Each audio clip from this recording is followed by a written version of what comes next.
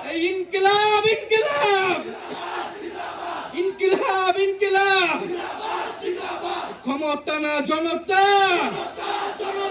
ইয়াপস না সংগ্রাম, দালালি না রাজপথ।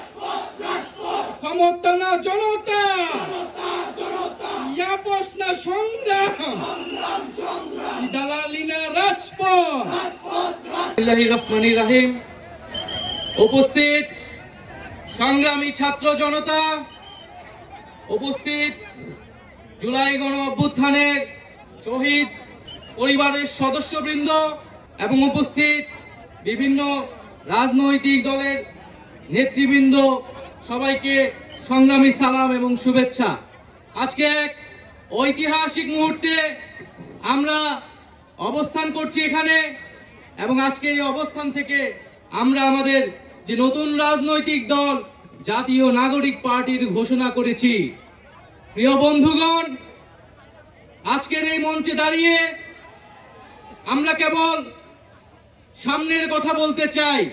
আমরা পিছনের ইতিহাসকে অতিক্রম করে একটি সামনের সম্ভাবনার বাংলাদেশের স্বপ্নের কথা বলতে চাই।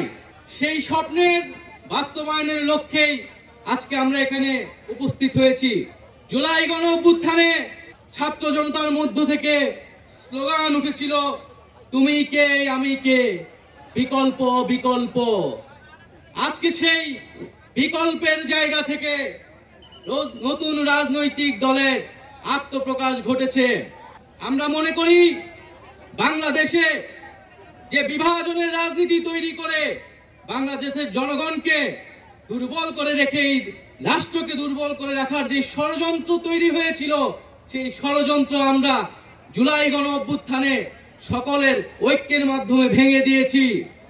আমরা আজকের এই মঞ্চ থেকে শপথ করতে চাই যে বাংলাদেশকে আর কখনোই বিভাজিত করা যাবে না।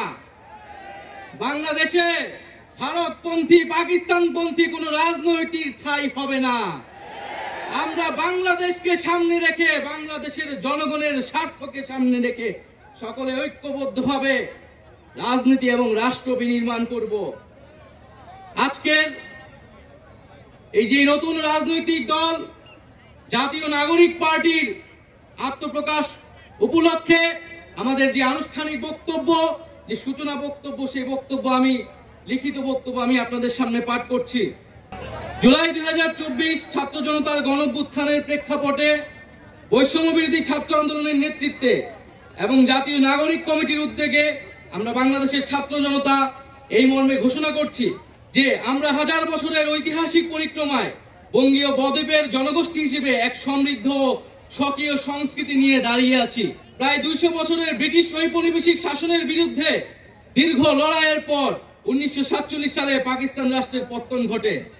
তবে শোষণ ও বৈষম্য থেকে এই দেশের গণমানুষের মুক্তি মেলেনি তখনো।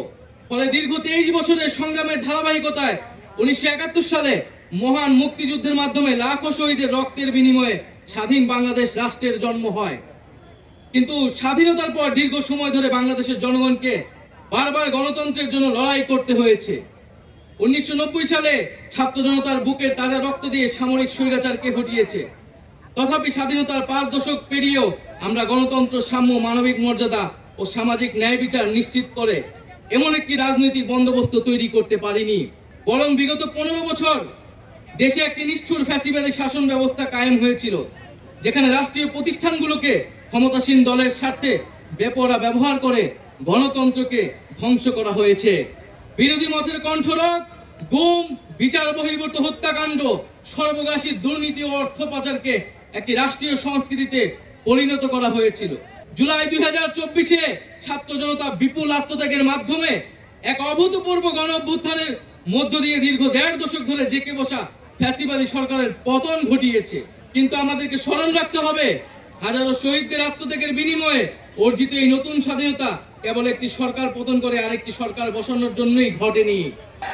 জনগণ বরং রাষ্ট্রপৃষ্ঠে জেঁকে বসা ফ্যাসিবাদী ব্যবস্থা বিলোপের মাধ্যমে একটি নতুন রাজনৈতিক বন্দোবস্তের আকাঙ্ক্ষা থেকে এই অভ্যুত্থানে সাড়া দিয়েছিল, যেন জনগণের অধিকার ভিত্তিক ও মর্যাদা ভিত্তিক একটি রাষ্ট্র পুনর্গঠিত হয়। সেই লক্ষ্য নিয়ে আমরা জাতীয় নাগরিক পার্টি এনসিপির প্রতিষ্ঠার ঘোষণা দিচ্ছি। এটি হবে একটি গণতান্ত্রিক, সমতা ভিত্তিক ও জনগণের প্রতিনিধিত্বকারী রাজনৈতিক দল। আমরা মনে করি জুলাই 2024 ছাত্র জনতার অভ্যুত্থান আমাদের সেকেন্ড রিপাবলিক প্রতিষ্ঠার লড়াই সূচনা করেছে। একটি গণতান্ত্রিক নতুন সংবিধান প্রণয়নের মাধ্যমে আমাদেরকে সাংবিধানিক স্বৈরতন্ত্র পুনঃপ্রতিষ্ঠার সকল সম্ভাবনার অবসান ঘটাতে হবে। আমাদের সেকেন্ড রিপাবলিক প্রতিষ্ঠার জন্য গণপরিষদ নির্বাচনের মাধ্যমে একটি নতুন সংবিধান প্রণয়ন আমাদের অন্যতম প্রাথমিক লক্ষ্য। আমাদের সেকেন্ড রিপাবলিকে জাতীয় স্বার্থ সুরক্ষায় শক্তিশালী প্রতিরক্ষা ব্যবস্থা গড়ে তোলা হবে। ভেঙে পড়া রাজনৈতিক, সামাজিক, অর্থনৈতিক ও সাংস্কৃতিক প্রতিষ্ঠানগুলো পুনরায় গড়ে তোলা ও তাদের গণতান্ত্রিক চরিত্র রক্ষা করা হবে আমাদের রাজনৈতিক অগ্রাধিকার। এর মধ্য দিয়ে কেবল আমরা একটি পরিপূর্ণ গণতান্ত্রিক রাষ্ট্র হিসেবে আবির্ভূত হতে পারবো। রাষ্ট্রের সর্বস্তরে বিভেদের বদলে ঐক্য, প্রতিশোধের বদলে ন্যায় বিচার এবং পরিবারতন্ত্রের বদলে মেধা ও যোগ্যতার মানদণ্ড প্রতিষ্ঠিত হবে।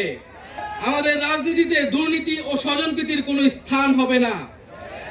আমাদের সেকেন্ড রিপাবলিকের সমাজের পিছিয়ে পড়া জনগোষ্ঠীর কণ্ঠস্বরকে মূলধারায় তুলে আনা হবে।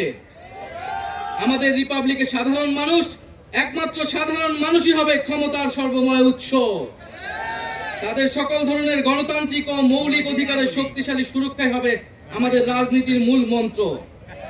আমরা রাষ্ট্রে বিদ্যমান জাতিগত, সামাজিক, লিঙ্গীয়, ধর্মীয় আর সাংস্কৃতিক মূল্যবোধ ও বৈচিত্র্য রক্ষার মাধ্যমে একটি বৈচিত্র্যপূর্ণ ও সমৃদ্ধ সমাজ বিনির্মাণ করতে চাই।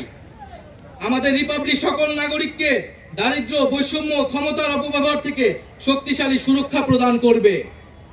আমাদের সেকেন্ড রিপাবলিকে বাংলাদেশের জনগোষ্ঠীর কোনো অংশকে অপরায়ণ করা হবে না, বরং রাষ্ট্রের প্রতিটি নাগরিককে সমান গুরুত্ব প্রদান ও সর্বোচ্চ সবার নিরাপত্তা নিশ্চিত করা হবে।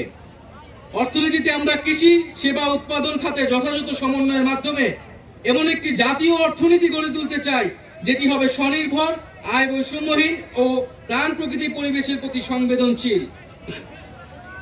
আমাদের অর্থনীতিতে সম্পদ একটি নির্দিষ্ট গোষ্ঠীর হাতে পুঞ্জীভূত হবে না, বরং সম্পদের সুষম পুনর্বণ্টন হবে আমাদের অর্থনীতির মূল মন্ত্র। আমরা বেসরকারি খাতের সিন্ডিকেট ও গোষ্ঠী স্বার্থ নিয়ন্ত্রণে দৃঢ় পদক্ষেপ গ্রহণের মাধ্যমে ভোক্তা ও জনস্বার্থ সংরক্ষণ করব।